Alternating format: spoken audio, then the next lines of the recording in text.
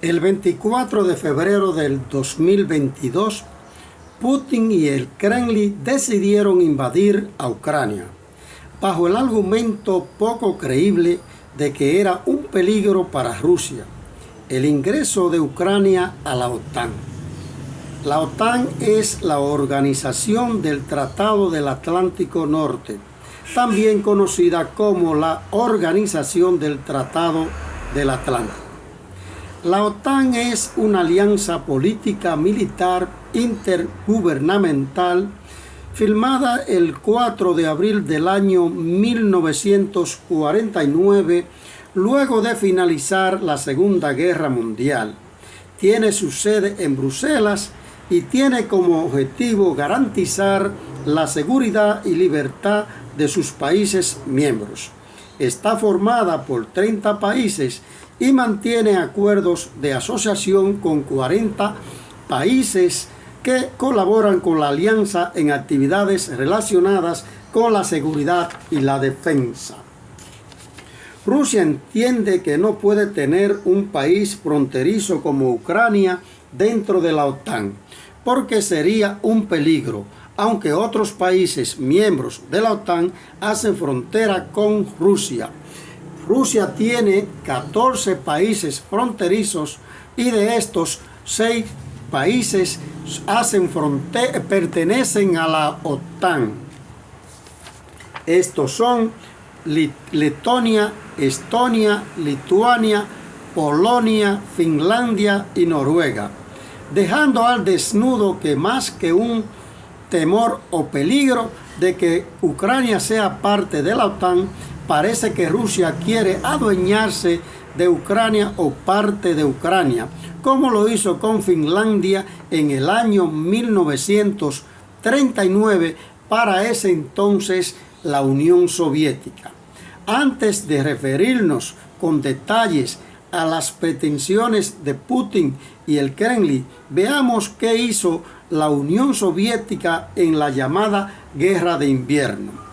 El 30 de noviembre del 1939, la Unión Soviética atacó a Finlandia 3 meses después del inicio de la Segunda Guerra Mundial. Los soviéticos buscaban obtener territorios finlandeses, entre otras concesiones. Exigían a Finlandia que les cediera territorios fronterizos a cambio de la Unión Soviética cederle terreno a Finlandia en otros lugares, alegando razones de seguridad, los mismos alegatos para invadir a Ucrania. Finlandia se negó a las pretensiones de la Unión Soviética, por lo que fue invadida con la intención de la Unión Soviética imponer un gobierno títere. Pero Finlandia repeló los ataques durante más de 2 meses, provocando pérdidas sustanciales a los invasores de la Unión Soviética. Las hostilidades cesaron en marzo de 1940 con la firma del Tratado de Paz de Moscú. Finlandia cedió el 11% de sus territorios, lo que representó el 30% de la economía de la Unión Soviética. Consecuencias de la Guerra de Invierno.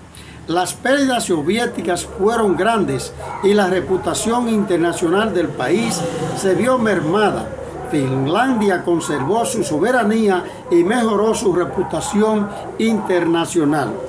La Unión Soviética fue expulsada de la Sociedad de Naciones el 14 de diciembre de 1939, acusada de perpetuar una guerra de agresión. Lo que está sucediendo en Ucrania parece el mismo guión de lo que sucedió en Finlandia en el año 1939. Retomemos el caso de Ucrania. El 20 de febrero de 2014, Rusia se anexó la península de Crimea, es decir, la República de Crimea y la ciudad autónoma de Sebastopol. Esto se produjo mediante ocupación militar, derecho de autodeterminación y unión. Se hizo un referéndum donde la mayoría decidió que sus sentimientos eran prorrusos.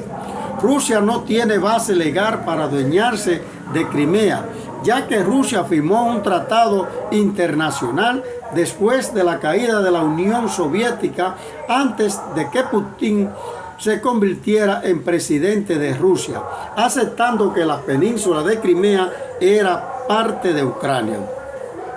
Las regiones de Donetsk y Lugansk, pertenecientes al Estado de Ucrania, en el 2014 declararon su independencia, alegando que eran prorrusos y que más del 80% hablaba el idioma ruso, alentando la ambición de Putin para adueñarse de Ucrania o parte de su territorio. El 22 de febrero de 2022, Putin reconoció la independencia de estas dos regiones. Putin está destruyendo edificaciones importantes de Ucrania, provocando la separación de las familias y muertes, con intenciones de adueñarse de Ucrania, sin ninguna razón lógica para invadir a un país indefenso en relación al poderío militar del invasor ruso. La violencia, el derramamiento de sangre y la destrucción que Rusia ha producido a Ucrania no se corresponden con las exigencias de Putin. Putin tiene varias exigencias para dejar de bombardear a Ucrania. Número 1. Aceptación por parte de Ucrania de ser un país neutral y no formar parte de la OTAN. 2. Ucrania debe someterse a un proceso de desarme para asegurar no ser una amenaza para Rusia. 3. Proteger el idioma ruso en Ucrania. 4. Abandonar la ideología nazi de la que acusa Putin a Ucrania. La segunda parte de las exigencias de Putin son las siguientes. Putin quiere una negociación cara a cara con el presidente de Ucrania. Ucrania debe aceptar formalmente que Crimea, la península que se anexó ilegalmente, pertenezca a la Federación Rusa. Si Putin logra sus pretensiones, lo presentará como una gran victoria y sentará un mal precedente, ya que crearía un estado de incertidumbre a los países fronterizos, cuya capacidad militar es mucho más inferior a la de Rusia. Aunque Putin logre un acuerdo victorioso sobre Ucrania, su posición ante los rusos quedará debilitada económicamente. Cada día que pasa, más personas llegan a la conclusión de que Putin se ha extralimitado.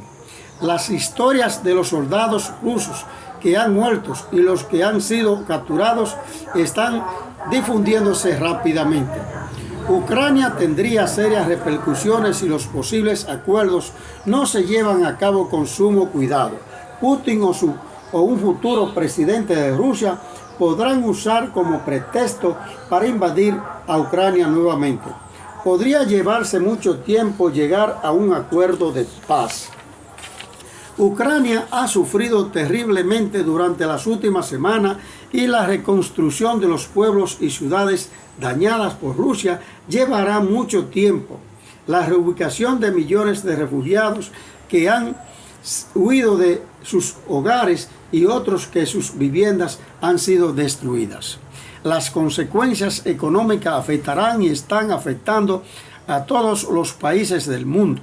En cuanto a Rusia, las naciones occidentales han puesto sanciones a Rusia, las cuales terminarán dañando, paralizando su economía, pagando el país un alto precio y sobre todo sus ciudadanos que enfrentarán una inflación y ver disminuir sus finanzas y desmejorar su calidad de vida. USA, Canadá, Reino Unido, la Unión Europea determinaron eliminar determinados bancos rusos del sistema de mensajería SWIFT, que permite la transferencia con el objetivo de aislar económicamente a Rusia del sistema financiero internacional y perjudicar su capacidad para operar a nivel mundial. Esto atrasará los pagos por las exportaciones de petróleo y gas. Son muchas las multinacionales que han salido de Rusia. Muchos eventos deportivos han dejado fuera a los deportistas rusos. varios empresarios rusos tienen sus activos congelados. Son tantas las sanciones impuestas a Rusia que está prácticamente aislada al tener prohibido sobrevolar los territorios de los tantos países que rechazan una invasión injustificada. Esta invasión rusa ha provocado que muchos países de la Unión Europea y otros que hacen frontera con Rusia se estén planteando hacer grandes inversiones armamentistas para protegerse de una eventual invasión. La República Dominicana dejará de recibir los tantos turistas rusos y ucranianos que llegaban al país. Según un informe del Banco Central Dominicano, en el año 2021 ingresaron 183.700 turistas rusos y 85.912 turistas ucranianos, aumentando un 41% y un 30% con relación al año 2020, cuando se inició la invasión rusa. En República Dominicana habían más de 14.000 turistas rusos y 1.900 turistas ucranianos.